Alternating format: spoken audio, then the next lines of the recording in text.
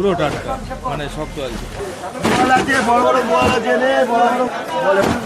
তো hello guys, welcome back to another video, জামাই ষষ্ঠী special video.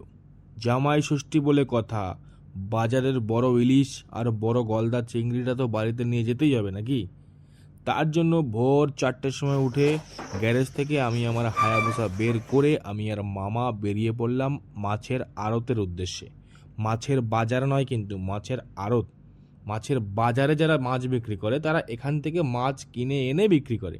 তো আমরা ডাইরেক্ট ওখানে চলে গেলাম ফ্রেশ এবং বড় সাইজের মাছ আনার জন্য।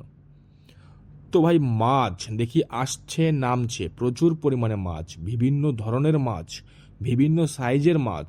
এমন এমন মাছ তো যা দেখলাম নামই শুনিনি কোনোদিন, দেখবো তো দূরের কথা। তা মাছের আড়তে গিয়ে আমি আমার জীবনে এই প্রথমবার প্যাকেট করা ইলিশ মাছ দেখলাম, মানে ফ্রোজেন ফিশ বলে না, সেটা হচ্ছে এটা। এটা যে কত পুরনো মাছ আইডিয়াই করতে পারবে না, একদম শক্ত হয়ে আছে কাঠের মতো। তো এইগুলো আমরা কিনবো না, কিনিও নি।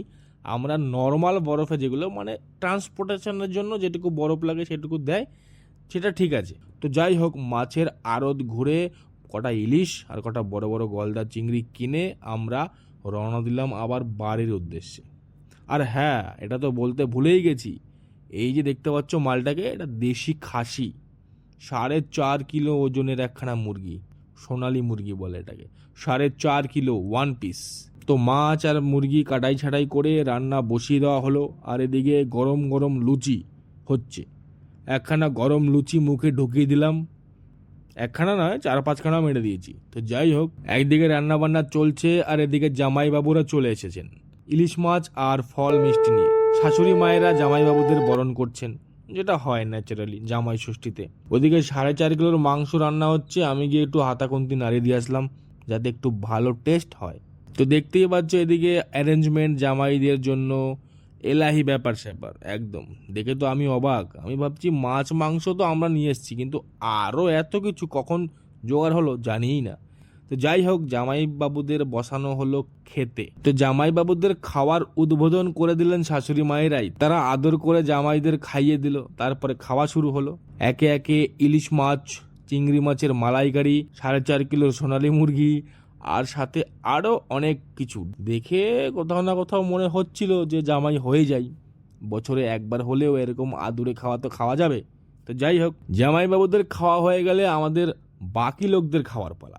তাদেরকেও বসিয়ে দিলাম, তাদেরকেও একে একে একটা একটা আইটেম দেওয়া হলো, তারাও পাত পেরে খেলেন। তাদেরকে খাওয়ানো দাওয়ানোর পরে আমরা খেতে বসলাম। এবার দুপুরে অতগুলো লুচি খাওয়ার পরে আর খাওয়া যায় না গাইস, সত্যি বলছি। তো বেশি কিছু আর খেতে পারলাম না, অল্প একটু খেয়ে নিলাম, খেয়ে একটু রেস্ট নিলাম। তারপরে যা হয়, সন্ধ্যাবেলা আমরা ভাইরাল মিন্টি জামুন নিয়ে বসলাম।